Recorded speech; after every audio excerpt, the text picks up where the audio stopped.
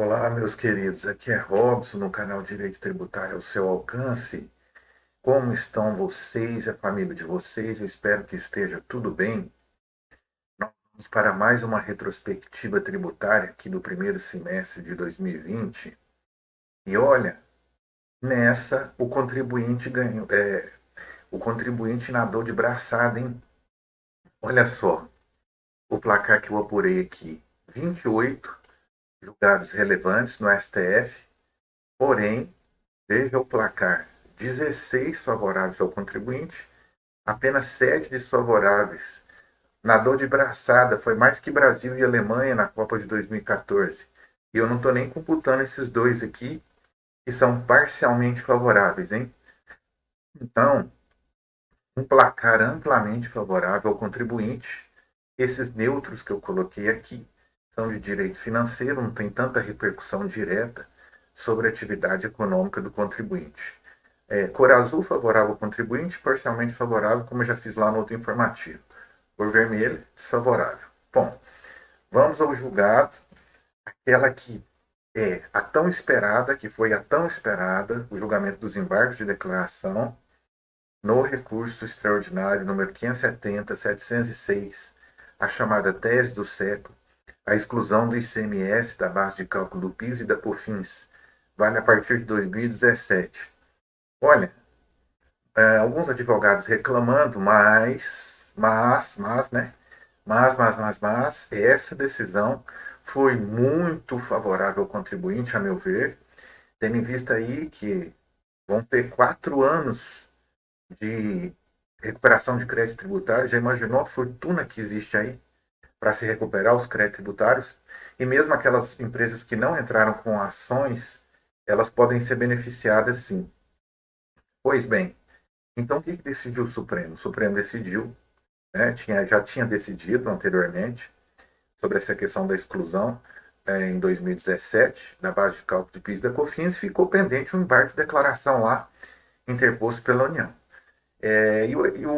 O Supremo entendeu, né, que essa modulação de efeitos ficou uma modulação de meio termo, eu diria. Ela vale a partir de 15 de março de 2017. Foi o que decidiu, né? A grande questão, uma das grandes questões, era a modulação de efeitos. A outra questão discutida, que o fisco entendia que o ICMS não era o destacado na nota fiscal, que poderia ser deduzido da base de cálculo. Não era.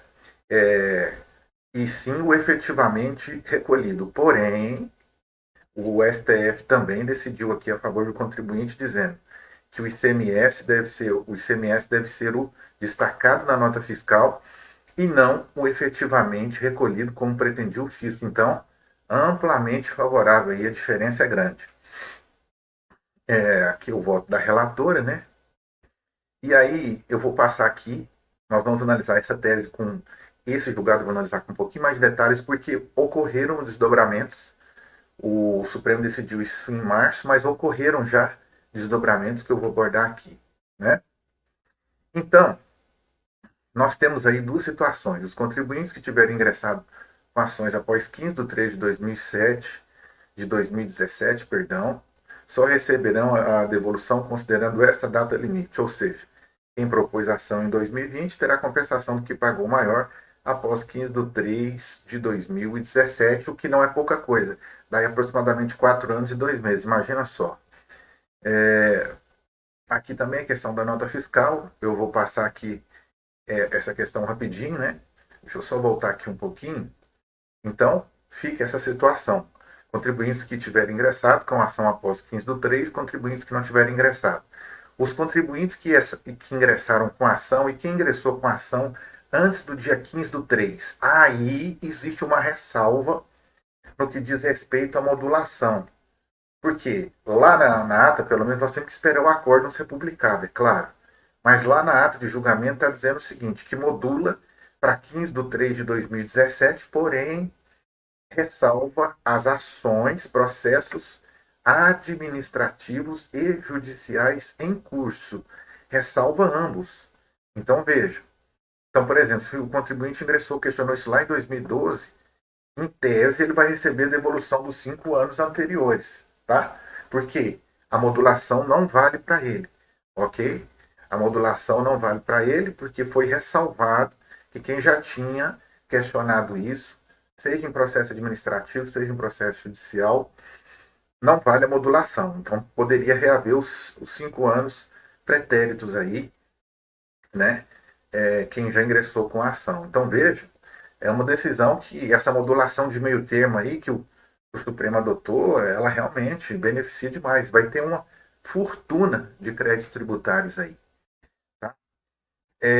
E aí foi fixada a repercussão geral nos seguintes termos, né? O ICMS não compõe base de cálculo para fins de incidência de PIS e COFINS, ressalvada acrescenta, após a tese, as ações judiciais e administrativas protocoladas até a data da sessão que proferido o julgamento. Então, seria até as que foram interpostas até antes de 15/3, né? Seria aí, ou até 15/3. De qualquer forma, muito favorável, que eu coloquei parcialmente favorável, porque a modulação foi de meio termo, mas na prática é muito favorável. Aqui, se colocasse muito favorável, não estaria fora, não estaria, não seria um exagero, não. Então vamos lá, desdobramentos aqui, pessoal da aula aqui.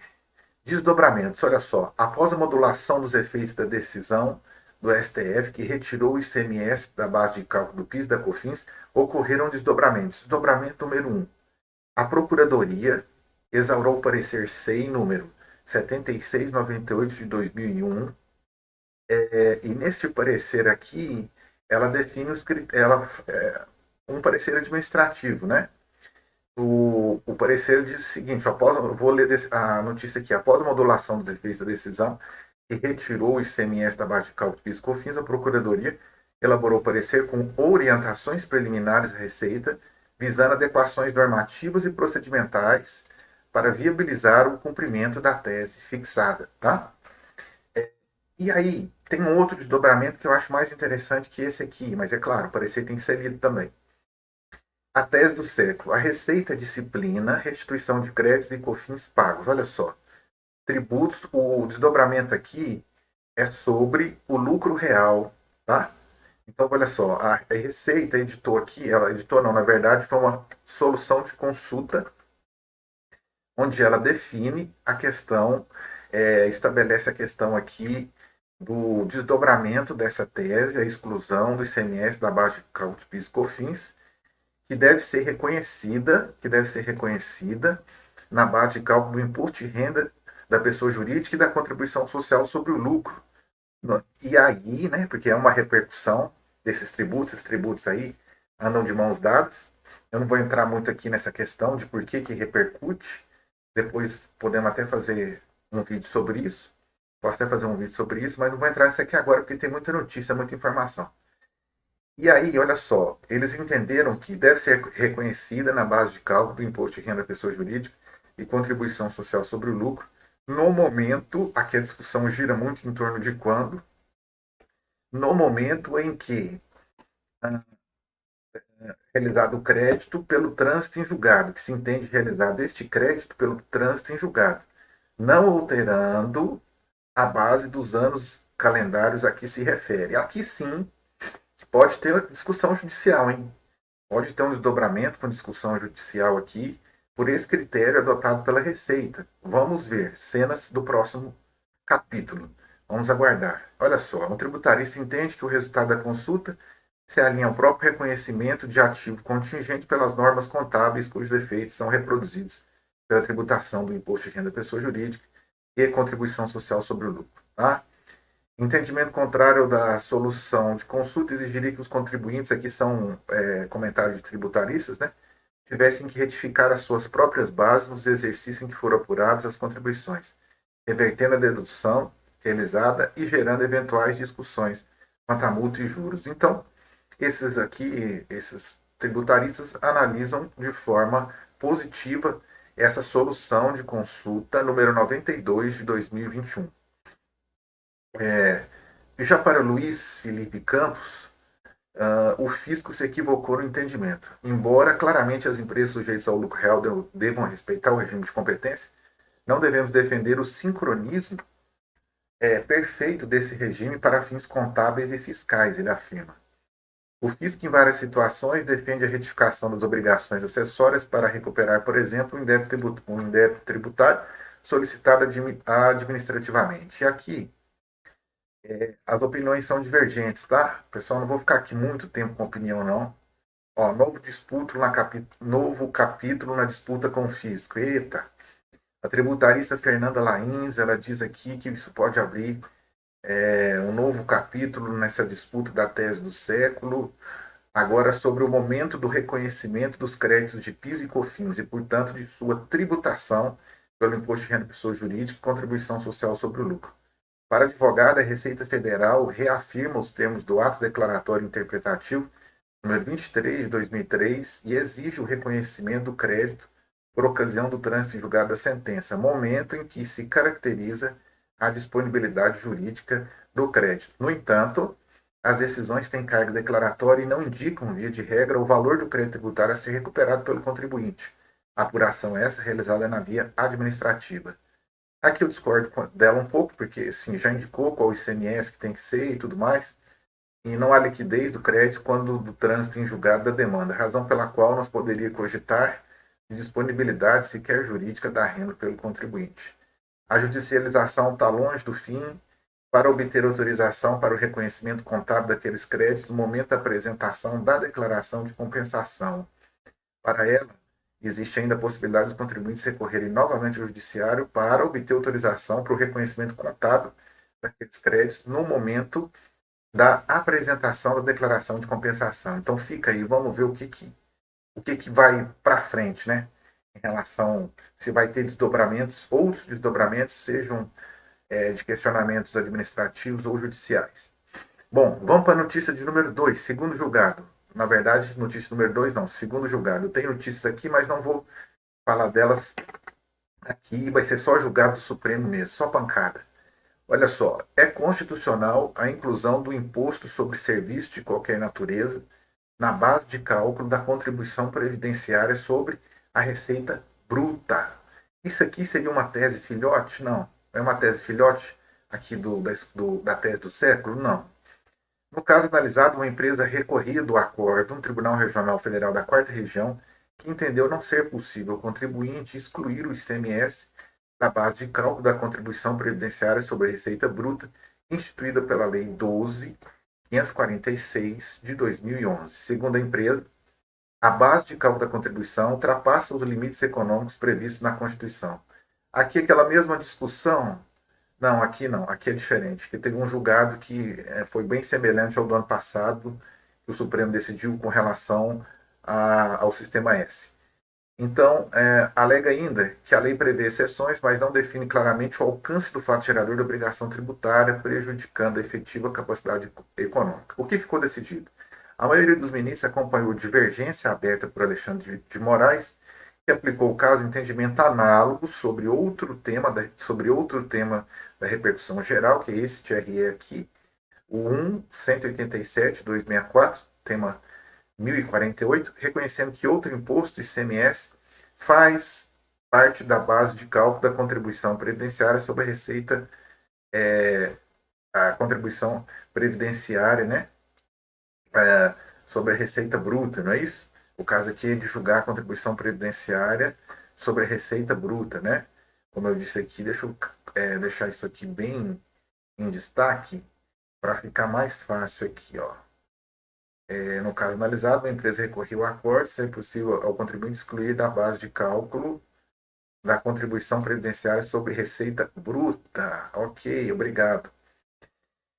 Então, aí, por que eu disse que acredito que não seja tese filhote? Pode até ser, posso até estar me enganando, posso até estar me equivocando, porque já existe um precedente.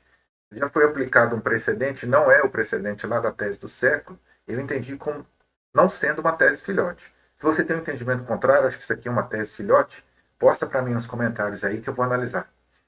Reconhecendo que outro imposto, ICMS, faz parte da base de cálculo dessa contribuição.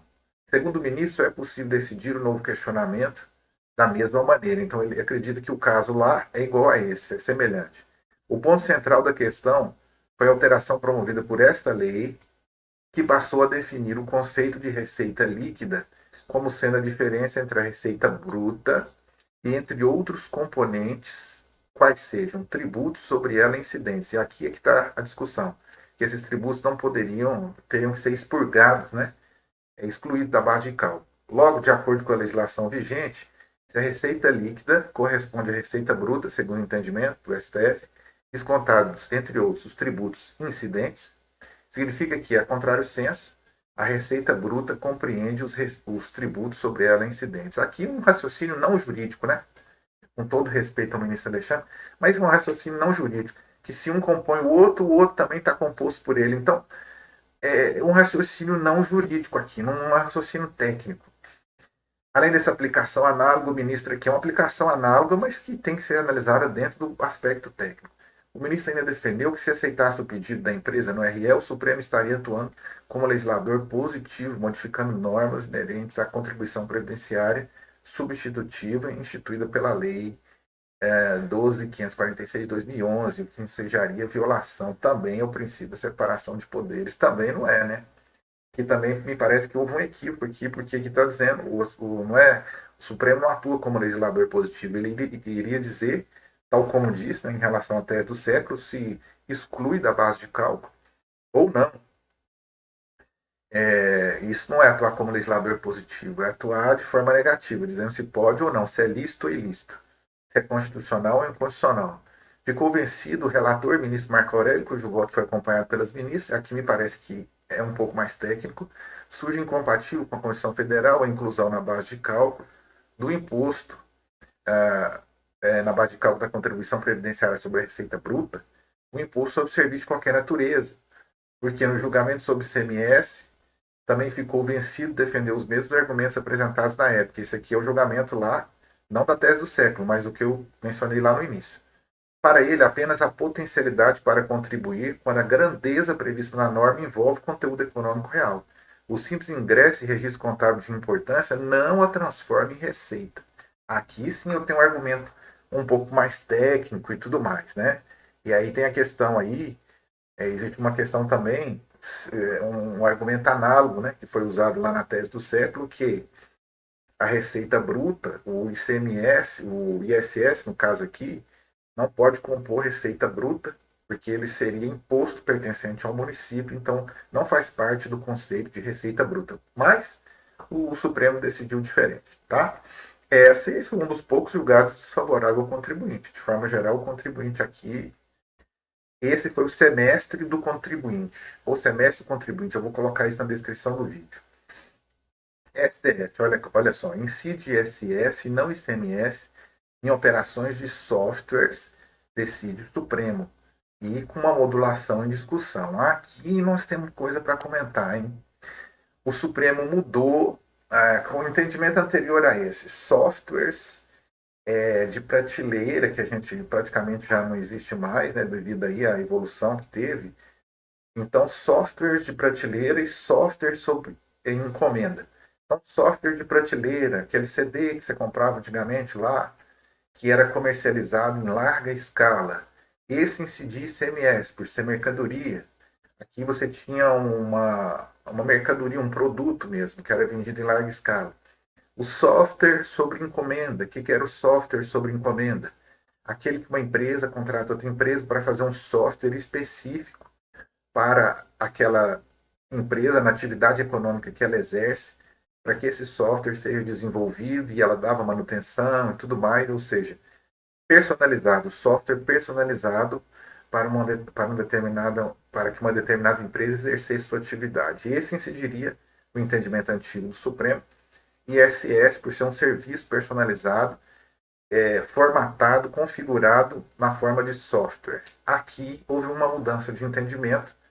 O entendimento anterior é que este software, por encomenda, ele caracterizava uma obrigação de fazer e, portanto, incidia ISS. E que o software comercializado de prateleira, comercializado em larga escala e vendido, configurava uma obrigação de dar, né? Porque era uma compra e venda e, portanto, mercadoria. Houve uma mudança de entendimento. Eu, particularmente, acredito que essa mudança não foi boa. O entendimento anterior era melhor. Mas vamos ler aqui. Esse foi o entendimento firmado nessa quinta-feira pelo plenário, né? Então, vou ler aqui de novo: incide ISS, não ICMS, operações de softwares. Nessas ADIs aqui, 5 ministros acompanharam o voto para afastar a incidência do ICMS. O julgamento foi concluído com a apresentação do voto vista, então, dividiu bem o Supremo aqui, né? 5 votos. O placar aqui deve ter sido de 6-5. Ficou vencido ao opinar pela incidência do ICMS no licenciamento e na cessão do direito de uso de programas de computador.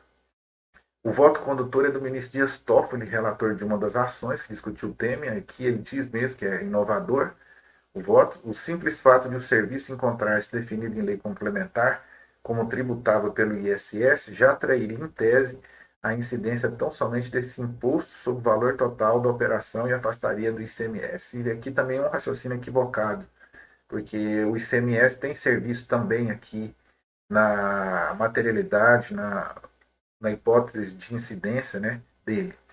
De acordo com o Toffoli, a sujeição das operações de transferência econômica, olha só, a sujeição das operações de transferência econômica de software à incidência do ICMS ainda carece de análise pelo Supremo devido às particularidades das várias formas de transferência de programa de computador, ou seja, ele deixou em aberto aí que outras questões podem não ter o mesmo desfecho. Toffoli ainda sugeriu modular os efeitos da decisão a partir da data da publicação, data do julgamento. E aqui eu confesso que não vi nenhuma notícia mais recente, se modulou mesmo ou não. Dessa maneira, os municípios ficariam proibidos de cobrar ISS de quem já pagou o ICMS sobre a operação de softwares e os contribuintes não poderiam pedir ressarcimento. Aqui eu concordo que a modulação ela realmente deveria ser feita para se manter uma segurança jurídica. Decano Marco Aurélio também voltou, o ministro Marco Aurélio também voltou para afastar a incidência do ICMS nas operações, mas contra a modulação. Corrente contrária entendeu que deve incidir o ICMS, né? Entenderam que os programas de computador são mercadorias, ainda que a circulação aconteça de forma digital e virtual. Essa é a tese contrária. E se antes programas de computador, quando produzidos em série e destinados à comercialização, deviam ser físicos, materializando-se em bens incorpóreos, essa expressão aqui quer dizer bens incorpóreos da criação intelectual, isso hoje não é mais necessário.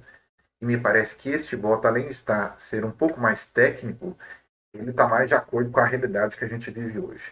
Gilmar Mendes entendeu que nos casos de softwares que sejam desenvolvidos de forma personalizada, deve incidir o ISS. O ICMS, segundo o ministro, deve incidir sobre o software padronizado comercializado em escala industrial. Então ele mantém o entendimento anterior do Supremo. Olha, o STF reviu seu entendimento não apenas por uma necessidade de correção técnica, como também pela atualização, modernização das operações. Hoje, não mais a circulação física de um software por meio de mídias e caixas de prateleira, ou seja, o software é comercializado pela licença de uso, que é uma cessão, e, portanto, não há venda com transmissão de propriedade. Eis o motivo pelo qual não pode haver a incidência do ICMS. Será que isso aqui é verdade diante do caso julgado? É comercializado e, portanto, essa partezinha aqui não há venda com transmissão de propriedade? Será que não? Bom, depende do caso, né? Aqui são comentários. Esse aqui eu computei como parcialmente favorável ao contribuinte, porque ele sai da alíquota do ICMS e vai para o ISS, que é bem mais baixo, tá? Aqui uma decisão alerta. Essa decisão aqui eu coloquei ela em vermelho. Eu coloquei em vermelho como alerta, mas a decisão em si ela é favorável ao contribuinte, porém ela acende uma luz vermelha. Por isso eu coloquei aqui, usei essa cor. Lá em 2020, o Supremo, eu não me lembro se na retrospectiva de 2020 deve constar isso julgado, mas lá em 2020 o Supremo estava julgando um processo relativo a PIS, PASEP e COFINS, e o acórdão só foi publicado em março agora de 2021. Só que, veja só, eu vou ler aqui e mostrar onde está o perigo. Olha, a observância do princípio da legalidade tributária é verificada de acordo com cada espécie tributária e à luz de cada caso concreto. Ok, até aqui tudo bem. Sendo certo que não existe ampla e irrestrita liberdade para o legislador realizar diálogo com o regulamento no tocante aos aspectos da regra matriz de incidência tributária. Ok. Para que a lei autorize o Poder Executivo a reduzir e restabelecer as alíquotas da contribuição do PIS, PASEP e da COFINS, então vou riscar aqui, é imprescindível que o valor máximo dessas exações e as condições a serem observadas sejam prescritos em lei em sentido estrito, bem como existem tais tributos função extrafiscal a ser desenvolvida pelo regulamento autorizado. Aparentemente, você lê o julgado, fala, não, aqui está ok, não tem nenhum problema. O problema está aqui, ó. Para que a lei autorize a reduzir e estabelecer alíquotas da contribuição ao PIS, PASEP e COFINS, olha só, é imprescindível que o valor máximo dessas ações a serem observados seja prescrito em lei, bem como exista em tais tributos função, eu vou aqui, ó, extrafiscal. Aqui é que está o perigo. Por quê? Sim, porque PIS, PASEP e COFINS não tem função extrafiscal. O STF aqui está dizendo o seguinte: olha, como a lei aqui não trouxe limites máximos e nem mínimos, não trouxe balizas, não trouxe condicionamentos a serem observados, não pode, porque a lei não pode, a lei tem que colocar de forma clara os requisitos da regra matriz tributária, da matriz de incidência tributária. Ok, da regra matriz de incidência tributária. Porém, se lá na frente o fisco elaborar uma lei que traga tudo isso, vamos ver qual seria o entendimento do STF para PIS, PASEP e COFINS, porque PIS, PASEP e COFINS não têm função extrafiscal. E aqui está o problema. A jurisprudência do Supremo vai ampliar os casos de extrafiscalidade via jurisprudência. Eu entendo que isso não é possível, porque o constituinte teria que ser por emenda constitucional. Né? Quais são os extras fiscais? Imposto de importação, imposto de exportação, IPI, IOF, CID combustível e ICMS combustível monofásico. Então, essa decisão ela é bem preocupante. Porque o STF já relativizou em relação às taxas essa questão aqui da critério quantitativo, ele entende que pode ter uma lei com um limite mínimo e um limite máximo para a taxa e que isso não viola o princípio da legalidade, né? Então, assim, fica aqui uma preocupação em relação a esse julgado que passou despercebido, acho que por muitos aí. Olha só, STF aqui também é desfavorável ao contribuinte, inadimplência do usuário não afasta ICMS sobre serviço de telecomunicações. Eu já tinha aqui, salvo engano, o Supremo tinha uma decisão bem semelhante, não me lembro se era Supremo ou STJ, com relação à energia elétrica, que a inadimplência também não afastava. Entendeu que a inadimplência do consumidor não afasta a incidência do ICMS no serviço de telecomunicações. A decisão do plenário foi tomada no julgamento do recurso extraordinário.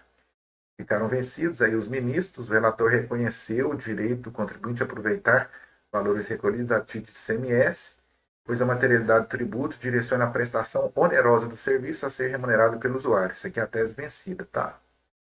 E aqui, ó, a tese da repercussão geral fixada foi a seguinte: inadimplência do usuário não afasta a incidência ou exigibilidade do ICMS sobre serviço de telecomunicações, tá? Um problema, né? Porque a empresa não recebe a receita e tem que pagar o tributo a si mesmo do inadimplente. Resultado que ela vai fazer, como toda empresa faz. Ela vai computar a inadimplência e mandar a conta para aqueles que pagam. Aqueles que pagam, os adimplentes, vão pagar pelos que não pagam, os inadimplentes. É assim que funciona. E vai pagar ainda com tributo, né? O tributo, porque se vocês têm que pagar o tributo, eles vão repassar do ponto de vista econômico, talvez do ponto de vista jurídico, eu não sei aqui, mas do ponto de vista econômico, perfeitamente repassado. Então, olha só, STF, sindicatos, partidos e entidades assistenciais, têm imunidade de IOF, recurso extraordinário 611, 510. Aqui, então, o STF estendeu para os sindicatos a imunidade tributária do IOF, e o julgado é bem interessante, olha, porque, veja, no entanto, para a relatora, a ministra Rosa Weber, não se pode conferir aos vocábulos patrimônio e renda interpretação restritiva, que expõe a tributação a movimentações patrimoniais financeiras e a renda obtida com operações financeiras. O chamado IOF, né, não pode incidir aqui. Então, ela entendeu essas expressões rendas e patrimônio em sentido amplo. A ministra também avaliou que, no caso concreto, as operações tributárias estão vinculadas, isso aqui é importante, né, porque a Constituição diz isso, as finalidades essenciais do sindicato, ok? No caso, eram aplicações de curto prazo feitas pelo Banco do Brasil para proteger o patrimônio das entidades dos efeitos da inflação no início dos anos 90 e tudo mais. Então, aqui, a imunidade é estendida, interessante, o julgado favorável ao contribuinte, né? E aqui, o julgado número 7 é uma reafirmação de jurisprudência do tribunal, então ela é importante, porque a jurisprudência pode mudar, como foi o caso aí do ISS sobre softwares, a jurisprudência deu uma guinada aí, né? Então é importante aí a reafirmação. Aqui também é um caso relativo à imunidade tributária. O Supremo entendeu que ela se estende ao metrô de São Paulo. Segundo o entendimento da Corte, né, o benefício previsto na Constituição Federal é concedido quando não houver distribuição de lucros a acionistas privados, que é uma exigência do artigo 14 CTN, e nos casos de ausência de risco ao equilíbrio concorrencial. Aqui eu coloquei em negrito, porque olha, o que o Supremo está falando aí? Que não pode ter risco, ausência de risco ao equilíbrio concorrencial. Isso é muito interessante, porque ele faz uma análise tributária, mas voltada para os princípios da ordem econômica também, que podem influenciar na questão do tributo. Então, eu vou passar rapidinho, vamos para o próximo, tem muita informação aqui.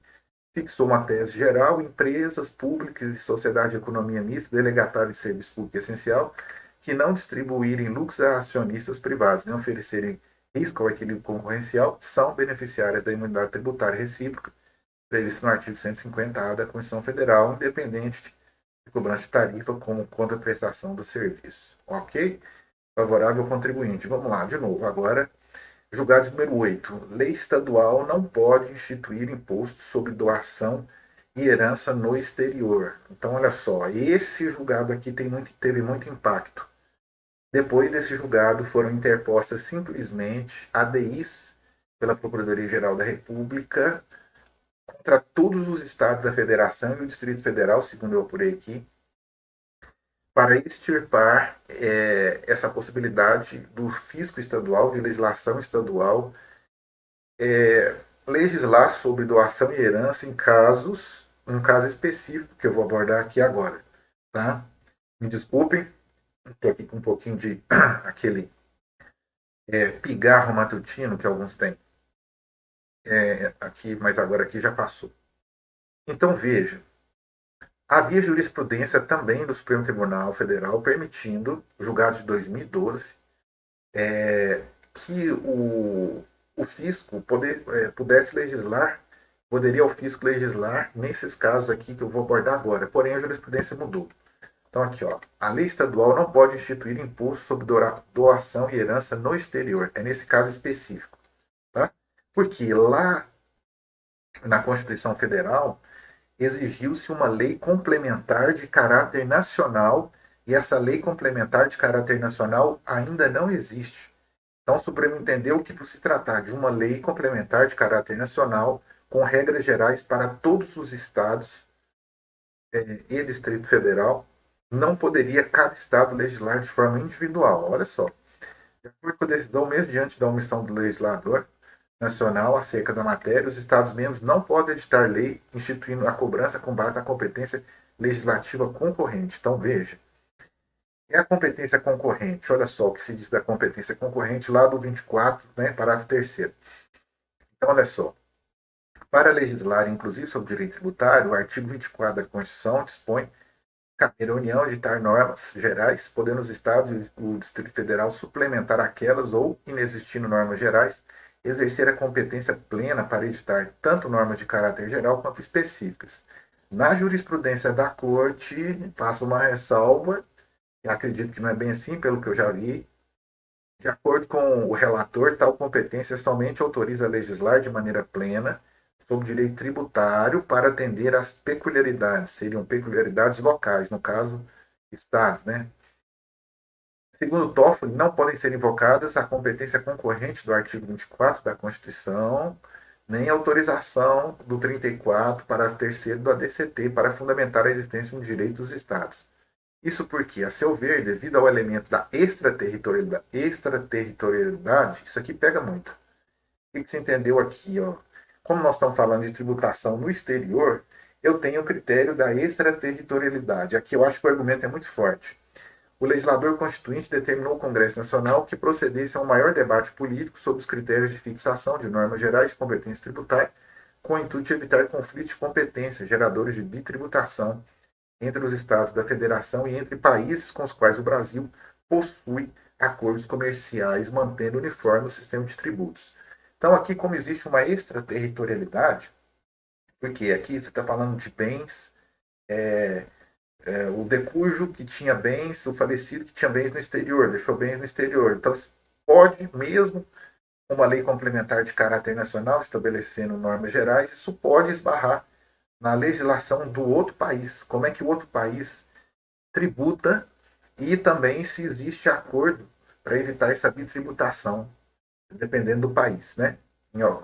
Por exemplo, nos Estados Unidos, o Brasil não tem acordo, mas com outros países já tem. Aqui ficaram vencidos, né? O corrente vencida entende como missão do legislador nacional estabelecer normas gerais pertinentes à competência para instituir o imposto nas hipóteses referidas. Podem os Estados-membros fazer uso de sua competência legislativa plena. Então, que modulação? Olha só, a maioria do colegiado aderiu ao propósito de modulação dos efeitos constantes do voto para que a decisão passe a produzir efeitos a partir da publicação do acordo. E aí vem os desdobramentos. Primeira tese, né? É vedado aos Estados e ao Distrito Federal instituir o ITCMD nas hipóteses reguladas no artigo 155, parágrafo 1º, inciso 3 da Constituição Federal, sem intervenção da lei complementar exigida pelo referido dispositivo constitucional. Tá? Repercussão do julgamento, olha só, foram 24 ações, me parece que foi um pouco mais aqui. Olha aqui, ó, quase todos os estados da federação, se não todos, e o Distrito Federal também está aqui. Eu olhei aqui, o Distrito Federal também entrou aqui, ó, Distrito Federal também. STF mantém suspensão de normas, essas ADIs aqui, algumas caíram com o ministro Alexandre de Moraes, mantém suspensão de normas em heranças e doações no exterior, tá? Ok? Então vamos lá, vamos para a notícia agora, desculpa, eu falo notícia é o costume. O julgado de número 9, STF permite cobrança de diferencial de alíquota de ICMS no Simples Nacional. Essa aqui também é desfavorável ao contribuinte. É constitucional a imposição tributária de diferencial de alíquota do ICMS pelo estado de destino na entrada de mercadoria em seu território, devido por sociedade empresária aderente ao Simples Nacional, independentemente da posição dessa na cadeia produtiva ou da possibilidade de compensação dos créditos. Alegava-se aqui que o ICMS, por ter um regime unificado e simplificado, esse diferencial de alíquota seria incompatível com o regime do Simples Nacional. Porém, o STF não acolheu essa tese e alegou que, decidiu, né, que ela seria compatível sim com o regime do Simples Nacional. Tá? Olha só, o placar também foi apertado, hein? 6 votos a 5, um voto de diferença. E aí, as empresas vão ter que recolher, né, esse diferencial de alíquota aí, onerando um pouco mais a produção. Agora, STF, olha só, essa decisão aqui foi uma paulada, viu? Foi uma paulada no fisco e eu já estou preparando o material do STJ, tem uma decisão lá que foi uma paulada no fisco também do STJ. O ministro chegou a dizer que é um exemplo de caso, ele disse mais ou menos assim, como o fisco não deve se portar, como o fisco não deve se comportar. Olha, a jurisprudência está mudando, hein? Antigamente era difícil a gente ver esse tipo de coisa. Então vamos lá, olha só. STF e ISS. Cadastros criados por municípios para identificar prestadores de serviços são inconstitucionais. RE 167, 500, 1167, 509. Os cadastros criados por municípios com o objetivo de identificar prestadores de serviços com sede em outras localidades é inconstitucional, ainda que tenham por objetivo impedir o eventual cometimento de fraudes. A Corte discutiu uma lei de São Paulo que obriga empresas prestadoras de serviços com sede em outros municípios a efetuarem cadastro, isso aqui é muito comum em outros municípios, cadastro na Secretaria de Finanças sob pena de retenção do imposto sobre serviços. Outras cidades, como Porto Alegre, Rio de Janeiro e outras também, têm mecanismos semelhantes. Em seu voto, o ministro Marco Aurélio destacou que não cabe aos municípios impor obrigações acessórias para um contribuinte que não está em seu território. Olha a questão da extraterritorialidade pegando aqui de novo. Só que essa extraterritorialidade aqui, nesse sentido, aqui é diferente de lá do imposto sobre doação e transmissão no exterior, porque aqui está dizendo no sentido do território do município e não território nacional. A disciplina versada à norma é estranha ao interesse local, ele não vislumbrou o interesse local. O Constituinte atribuiu ao legislador complementar federal a previsão de normas gerais em matéria de tributação, prevendo, entre os temas a serem disciplinados, conflito de competência. Então, entendeu aqui que teria que ser uma questão disciplinada, talvez aí, em norma de caráter complementar federal, nacional seria, né, nos termos do artigo 146 da Constituição Federal, e se entendeu que esse cadastro é abusivo, ó, é incompatível com a Constituição Federal, a tese. Disposição normativa a prever a obrigatoriedade de cadastro em órgãos de administração municipal de prestador de serviço não estabelecido no território do município. Imposição ao tomador da retenção do imposto sobre serviço quando descumprida a obrigação acessória. E olha a paulada, foi negado o pedido de modulação. Então aqui, para quem se submeteu a isso, teve imposto retido ou algum tipo de multa, ela é expurgada totalmente, porque foi negado o pedido de modulação. Se sofreu algum tipo de multa, né, em virtude do não cumprimento desta obrigação acessória. Ó, o STF aqui, vamos para o julgado de número 11. Contribuição de empresas urbanas e rurais ao INCRA é constitucional. É constitucional a contribuição de intervenção no domínio econômico destinada ao Instituto Nacional de Colonização e Reforma Agrária devido pelas empresas urbanas e rurais, inclusive após o advento da Emenda Constitucional número 33 de 2001. Essa foi a tese fixada pelo plenário virtual do Supremo Tribunal Federal. Tá? No relator, o caso, o ministro Dias Toffoli afirmou que, no julgamento do RE número 63624, o Supremo fixou a tese de que as contribuições devidas ao SEBRAE, esse caso sim, lá no ano passado,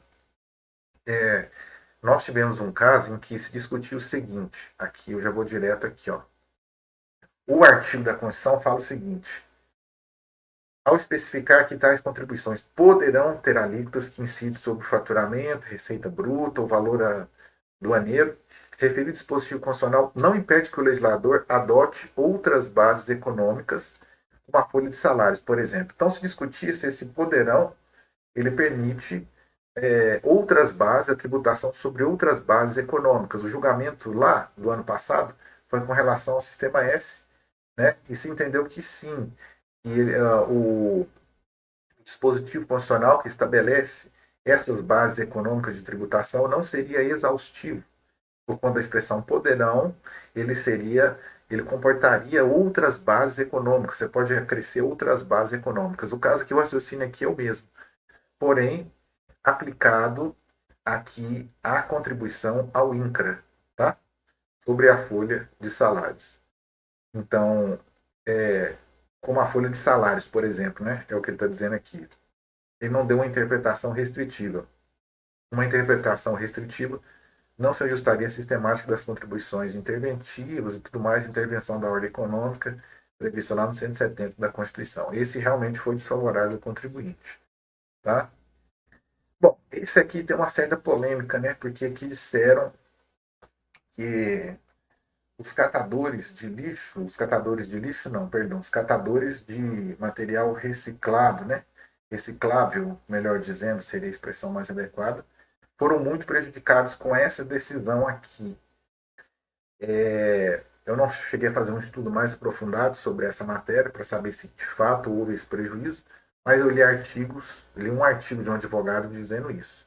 Tá? Agora, de forma geral, como você estava questionando a tributação, e essa tributação caiu perante o Supremo Tribunal, eu coloquei aqui como favorável ao contribuinte, em que pese, faça essa ressalva aí, que pode haver um prejuízo, né?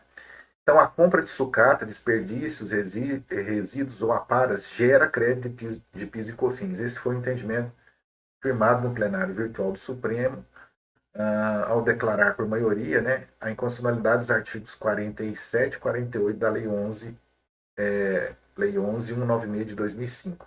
Gilmar Mendes diz que a vedação aos créditos gera desigualdade tributária, ele foi o relator. O artigo 47 proíbe o uso de crédito PIS e COFINS nas aquisições de desperdícios, resíduos ou aparelhos de plástico de papel. Ele entende que viola o princípio da isonomia. Tá? Nós vamos chegar mais aqui.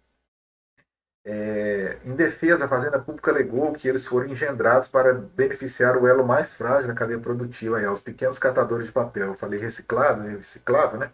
Seria catadores de papel. E também pode ser reciclável, né? Dependendo do caso aí.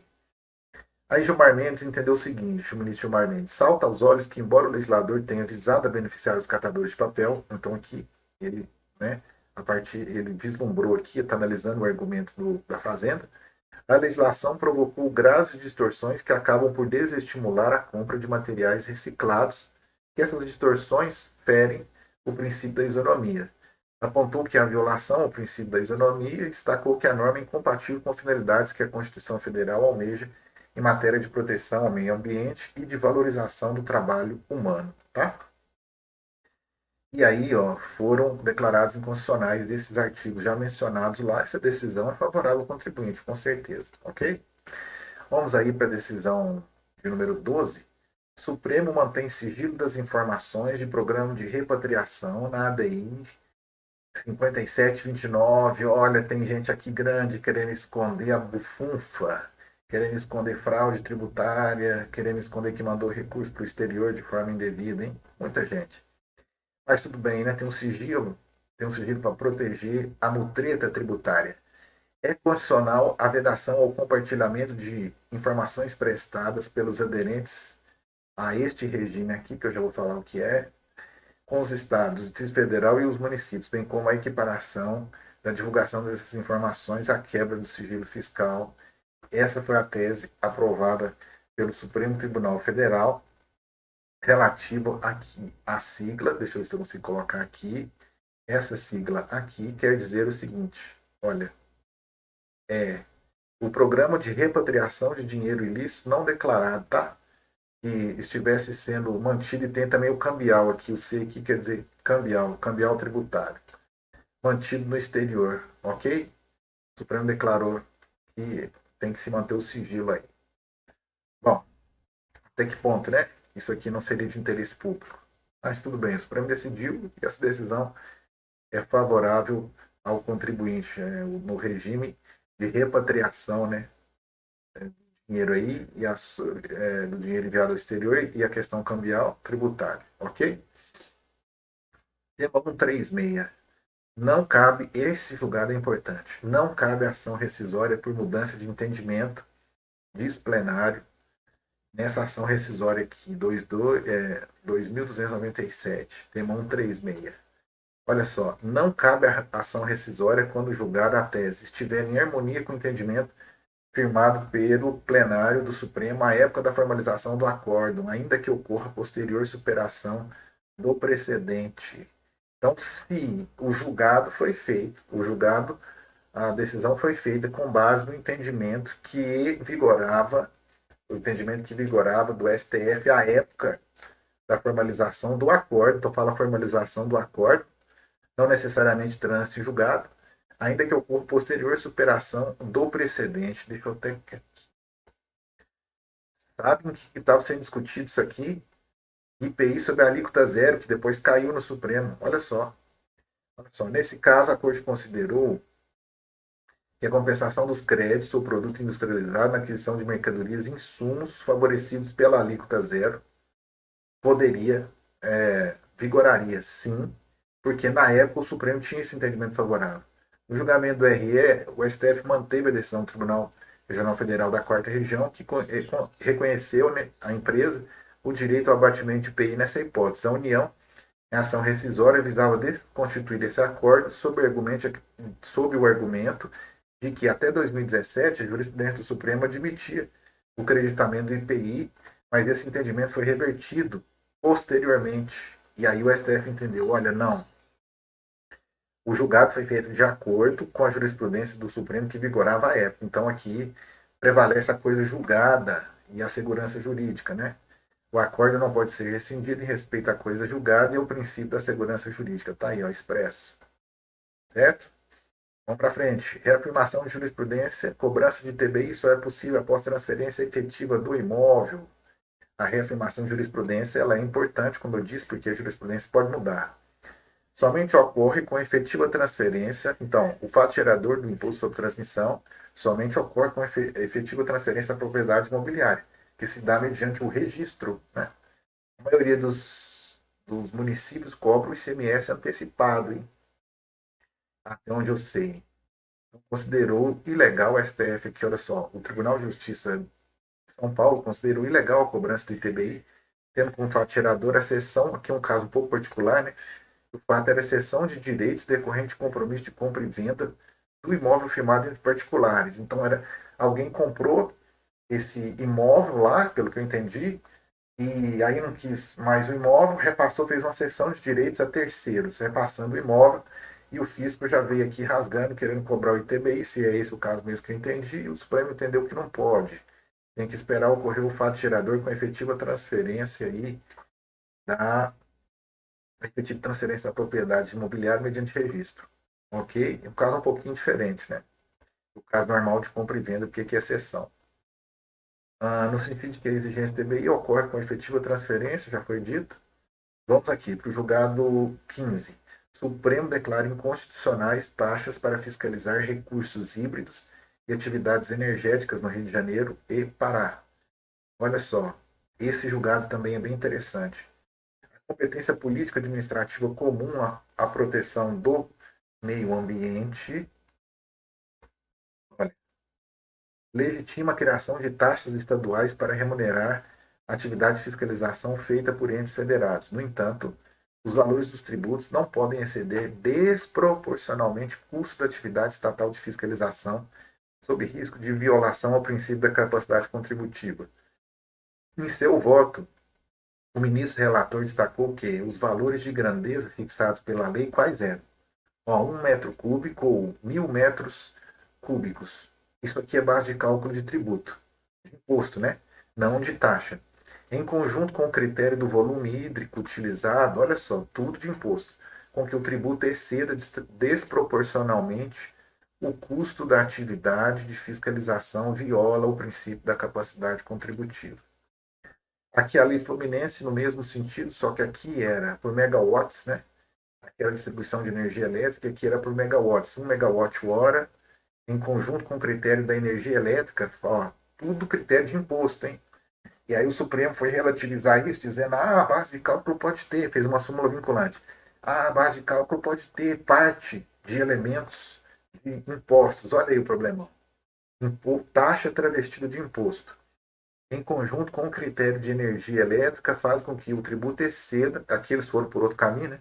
Se for pela questão da proporcionalidade, exceda desproporcionalmente o custo da atividade estatal. E por que excede? Porque você está colocando uma taxa dentro de uma configuração de imposto. Aí excede mesmo. Vai sempre exceder. Coloca uma taxa dentro, ó, com um critério de imposto, megawatt-hora, metro cúbico, realmente sempre vai exceder. Como regra, sim. Na dimensão do custo-benefício deve ser aplicada as taxas. Então, olha só, isso aqui, olha a tese que interessante. Viola o princípio da capacidade contributiva na dimensão custo-benefício, a imposição de taxa de polícia ambiental que exceda flagrante desproporcionalmente os custos da atividade estatal de fiscalização. Como ele adota critério de imposto, o Supremo entendeu, olha, isso aí excede a proporcionalidade, o custo-benefício, né? E viola aí o princípio da proporcionalidade. Então vamos lá, julgado 16. Estabelecer, esse aqui foi bem favorável, hein? Estabelecer ICMS de vendas remotas no estado de destino por meio de lei estadual é inconstitucional. Tentativa de alguns estados de tributar o comércio eletrônico. Eu já noticiei isso aqui no canal em informativos anteriores, que houve essa tentativa, porém ela está sendo expurgada. Eu vou dizer o seguinte, para, assim, sendo redundante. A jurisprudência do STF declarou guerra à guerra fiscal. Tudo que bate no Supremo, que pode ter alguma questão de guerra fiscal, o Supremo tem uma tendência de julgar de realmente extirpar essa questão aí, excluir, né, na jurisprudência a questão da guerra fiscal. O diploma estabelecia que incidiria ICMS determinado pelo Estado sobre as compras feitas remotamente por consumidores lá domiciliados que não fossem contribuintes desse imposto. Olha só, vou colocar aqui, hein, remotamente, quer dizer, eletronicamente, pode-se entender aí. De novo, a territorialidade e extraterritorialidade. Só que aqui é um pouquinho diferente, né? Porque via convênio, mas o caso aqui é de convênio via CONFAS, eu quero dizer, mas o caso aqui é de lei mesmo do estado do Piauí permitiu que tanto o estado de destino como de origem pudessem tributar o mesmo evento. Então, olha só, foi fixada a tese de que é inconstitucional lei estadual anterior à emenda, isso aqui é importante, anterior à emenda constitucional, que estabeleça a cobrança de CMS pelo estado de destino nas operações interestaduais de circulação de mercadoria realizadas de forma não presencial e destinada ao consumidor final não contribuinte desse imposto. O fundamento aqui é que a declarou inconstitucionalidade, né, pelo Estado, o julgamento foi concluído, reconhece a competência exclusiva do Estado de origem para a instituição de hipóteses de incidência tributária em questão. Então, entendeu que seria do Estado de origem e não do destino. Aqui, deixa eu marcar, isso é importante. Ao violar a regra constitucional, a lei padece de inconstitucionalidade. Ok? Esse julgado é anterior, tá? Tem um aqui que é posterior, nós já vamos chegar nele daqui a pouquinho. Essa aqui também foi muito favorável ao contribuinte, olha só. Julgado 17, ação declaratória. Supremo declara normas da Lei Candir inconstitucionais, EADC 49. A circulação de mercadorias que gera incidência de CMS é a jurídica e não a econômica, ou seja, se a circulação de mercadorias, a mercadoria passa de um estabelecimento contribuinte para outro, não há incidência do ICMS. Ah, mas já havia uma súmula do STJ nesse sentido. Sim, a súmula 166. Porém, o Supremo aqui ratificou, né? Ele poderia ter entendimento contrário e a súmula cairia. O Supremo aqui ratificou esse entendimento. O caso se refere a uma ação declaratória que prevê como fato gerador, a Lei Candir prevê como fato gerador de ICMS ocorre no momento da saída da mercadoria do estabelecimento do contribuinte, ainda que para outro estabelecimento do mesmo titular. Assim, para o autor da ação, deve-se adotar o entendimento que a circulação para fins tributários é econômica e não jurídica, isto é, não é preciso ocorrer transferência de titularidade. E aí o Supremo entendeu que a circulação meramente física ou econômica de mercadorias gera obrigação tributária, né? Acho que voltou aqui, é inconstitucional. E julgou dessa forma. E aí, olha só, a súmula 166, né? Segundo a qual não constitui fato gerador de CMS o simples deslocamento de mercadoria de um para outro estabelecimento do mesmo contribuinte. Tá? Essa súmula aqui agora foi ratificada pela jurisprudência do Supremo Tribunal Federal. No mesmo caminho, de forma semelhante, o julgado 18, olha só. Sem transferência de titularidade, um mero deslocamento físico da mercadoria não seja cobrança de CMS. Só que o caso aqui era um pouquinho diferente, que envolvia a operação de extração de petróleo e de sua circulação dos postos de extração para a empresa concessionária. Tá? No voto que conduziu o julgamento, o ministro Dias Toffoli faz menção, se não há transferência de titularidade do petróleo extraído, não há que se falar em circulação, tem que haver essa transferência, ok? E houve modulação aqui, deixa eu ver. Houve uma modulação aqui de uma das leis, ele entendeu que não estava em vigor, que seria chamada Lei Noel. A decisão produzirá efeitos a partir da publicação da ata de julgamento do mérito. A outra lei, ele entende que entrou em vigor, então foi modulado os efeitos aí, livrando a barra do Estado, hein? Mais favorável ao contribuinte. Bom, houve a modulação, então foi desfavorável? Não. O mérito foi favorável, tá? A modulação foi desfavorável. Poderia colocar aqui um parcialmente desfavorável, não alteraria substancialmente o placar de que o contribuinte, nesse semestre, foi o semestre do contribuinte, ele ganhou mais. Sem lei complementar, estados não podem cobrar diferencial de alíquota de CMS por meio de convênio com FAS. Olha só, aqui já é sobre a égide da emenda constitucional número 87. decisão vale em 2022, a partir de 2022, tá? Nesses dois, no recurso extraordinário e numa DI. Então, o que o Supremo entendeu? É inconstitucional a cobrança diferencial de alíquota do ICMS estabelecido por ato administrativo.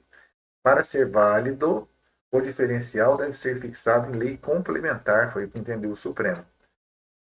Marco Aurélio afirmou que o diferencial de alíquota do ICMS só pode ser estabelecido por lei complementar, então entendeu que esta matéria estava sujeita à reserva de lei complementar, perdão, e foi declarada a inconstitucionalidade de cláusulas do convênio 93/2015 do Conselho Nacional de Política Fazendária, que regulamentou o diferencial de alíquota do ICMS em operações interestaduais. Agora, vão ter aí que correr para sanear essa questão. Foi dado o prazo até 2022, que eu acho que está justo, porque senão ficaria aí uma lacuna. No centro da discussão estava a emenda constitucional aqui, já, ó, a emenda constitucional número 87, né? A emenda transfere o ICMS, transfere o ICMS do comércio eletrônico da origem para o destino, permitindo que os estados de destino cobrem o diferencial de alíquota. Então, assim, ó, tá vendo aqui, se fosse os estados de destino cobrem o diferencial de alíquota. Aquela outra decisão foi antes desta emenda aqui, tá? Então, eles consideraram o seguinte, olha, entendeu que a cobrança diferencial não está condicionada à regulamentação aqui. Eu acho que é a tese que foi vencida, né? Os ministros avaliaram, o RE foi interposto pela Madeira. Ah, sim, contra a decisão do Tribunal de Justiça. O Tribunal de Justiça teve um entendimento diferente. Vou até tirar aqui para não gerar confusão. Os dois entenderam que a matéria exige lei complementar, esse foi o entendimento que vigorou, e aqui tem tese também, olha. A cobrança de diferencial de alíquota alusivo ao ICMS, conforme introduzido pela emenda, pressupõe a edição de lei complementar veiculando normas gerais. Ok? Favorável ao contribuinte, né? Favorável. Mesmo tendo essa modulação para 2022, para não haver lacuna aí no sistema, é uma decisão favorável. Repercussão geral, STF, olha só, reafirmação de jurisprudência. O STF fixa a tese sobre a necessidade de lei para antecipação do pagamento de ICMS. Esse foi um caso, na verdade, que foi julgado em 2020. O Supremo entendeu que essa matéria estava sujeita à reserva de lei e não poderia constar num decreto. Aqui, ó, a validade do decreto. Porém, veio um embargo de declaração, que só foi julgado agora, em 2021, onde o Estado dizia o seguinte, olha o que isso pode gerar. Não, aqui no caso não é de substituição tributária. Aqui o caso é de antecipação de pagamento de ICMS sem substituição tributária. O Estado sustentou a validade do decreto, frisando que não se trata de substituição tributária. Na verdade, não é nem cobrança antecipada que eles falaram, era cobrança antecipada do ICMS via regime normal de tributação. E o Supremo entendeu que essa matéria está sujeita à reserva legal, muito bem. O entendimento do Supremo andou bem aí. E ele estava estabelecendo por decreto. Nós sabemos que por decreto você pode mudar o prazo de vencimento, né, do tributo, mas aqui não era. Aqui ele fez semelhante à substituição tributária, que gera uma cobrança antecipada, mas diz o seguinte: não é substituição, mas é cobrança antecipada. E aí o Supremo entendeu, não, exige lei, porque o que eu disse aqui no início, que isso aqui pode gerar um desdobramento. A substituição tributária foi discutida até no Supremo. Mesmo com a emenda constitucional, ela foi até o Supremo essa discussão.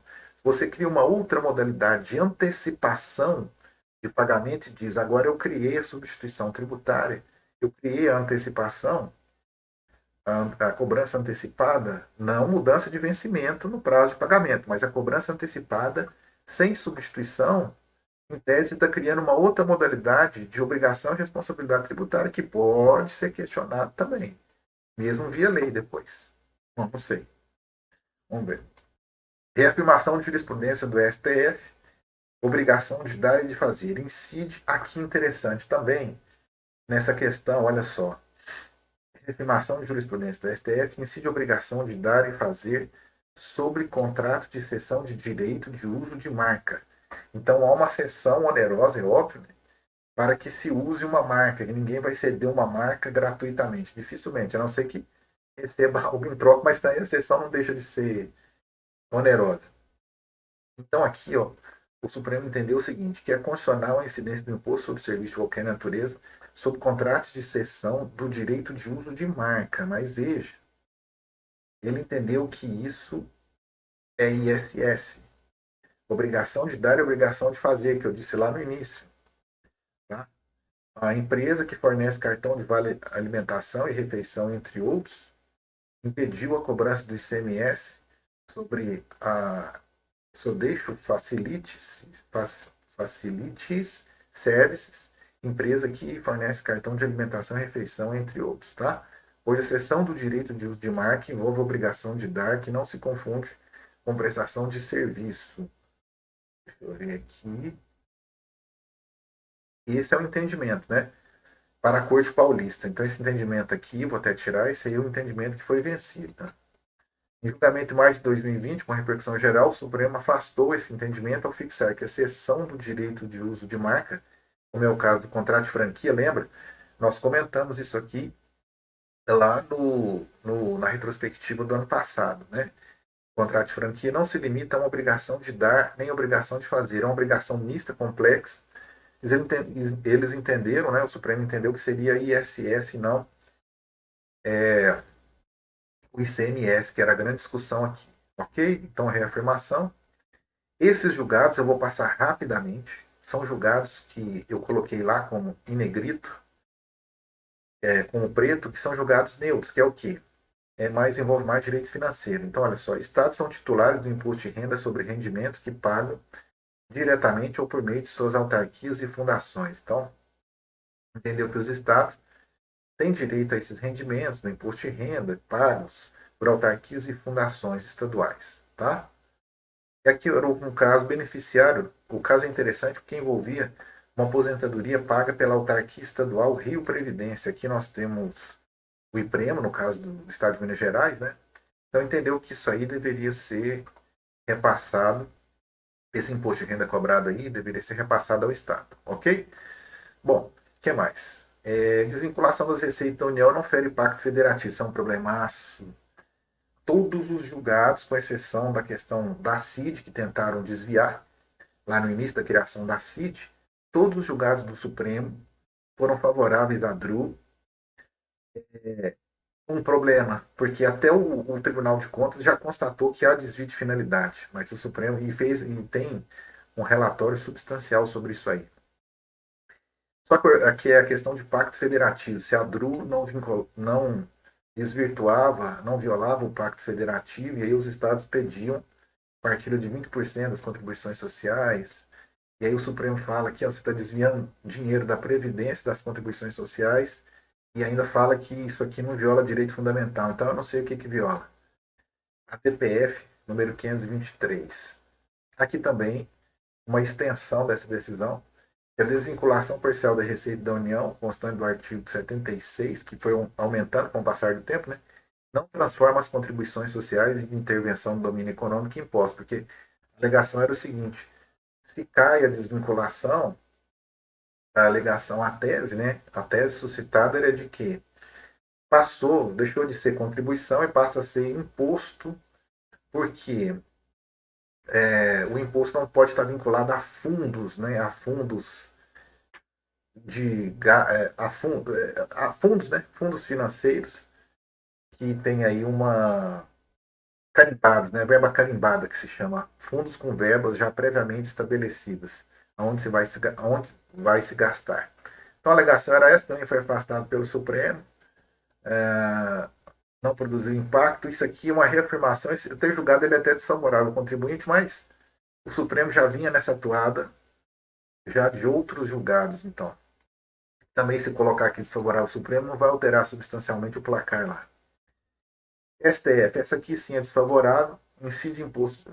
O IR deve incidir sobre depósitos bancários de origem não comprovada. É funcional a tributação de todas as receitas depositadas em conta corrente cuja origem não foi comprovada pelo titular, desde que ele tenha sido intimado para tanto. Então aqui é um problema, né? Dinheiro sem comprovação, em um país como o Brasil, né? O Supremo entendeu que pode ser tributada. E deixa eu ver aqui se desse julgado elaborou uma tese. O ministro entendeu isso como omissão de receita, resultando na dificuldade do fisco a oferir a origem dos depósitos efetuados na conta corrente do contribuinte. Ok. Isso é desfavorável ao contribuinte mesmo. Já estamos chegando ao fim. É a afirmação de jurisprudência do STF, taxa de incêndio. Constou aqui como segurança, né? Mas é a taxa, pelo que eu entendi, é a taxa de incêndio. Estado de Minas Gerais. A atividade desenvolvida pelo Estado no âmbito da segurança pública é mantida pelos impostos, sendo imprópria a substituição para tal fim de taxa. O Estado não pode criar por uso potencial, não pode criar taxa por uso potencial de serviço público. E aqui se diz também utilização potencial de serviço de extinção de incêndio. Se diz também que esse serviço ele não é um serviço individual, mas coletivo, né? Que a determinação é que pelo menos 50% da receita seria empregada para reequipar o corpo de bombeiros do município onde fosse gerada a receita. Caiu essa taxa.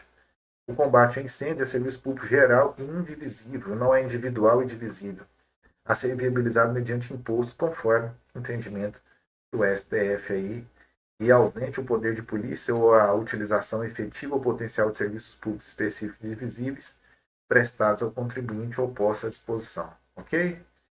Bom, julgado número 27, não incide no imposto de renda sobre juros de mora por atraso de pagamento salarial. Atrasou o pagamento, e aí teria que reter um imposto na fonte, né?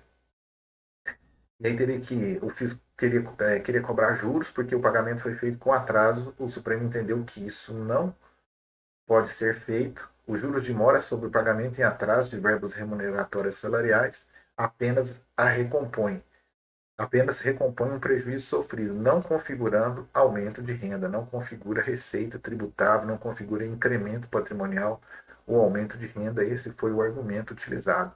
Não incide imposto de renda sobre o juro de mora devido pelo atraso no pagamento de remuneração por exercício de emprego, cargo ou função.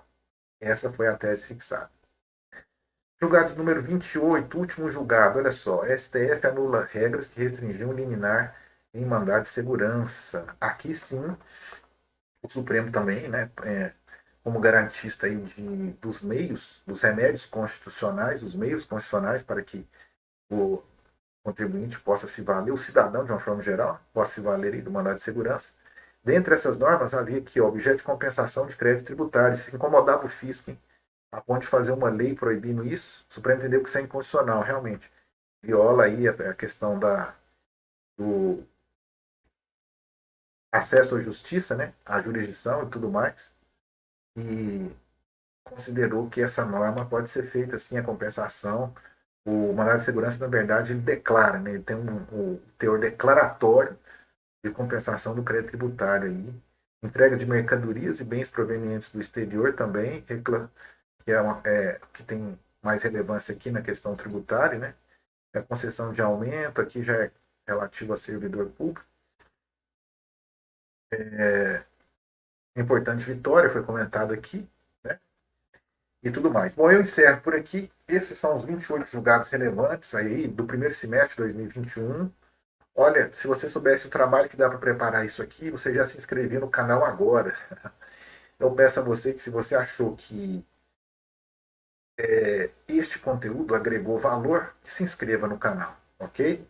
Até a próxima. Já estou preparando o material do STJ, tem muito julgado também. E volto no próximo vídeo com os julgados do STJ. Muito obrigado e se inscreva no canal, não se esqueça.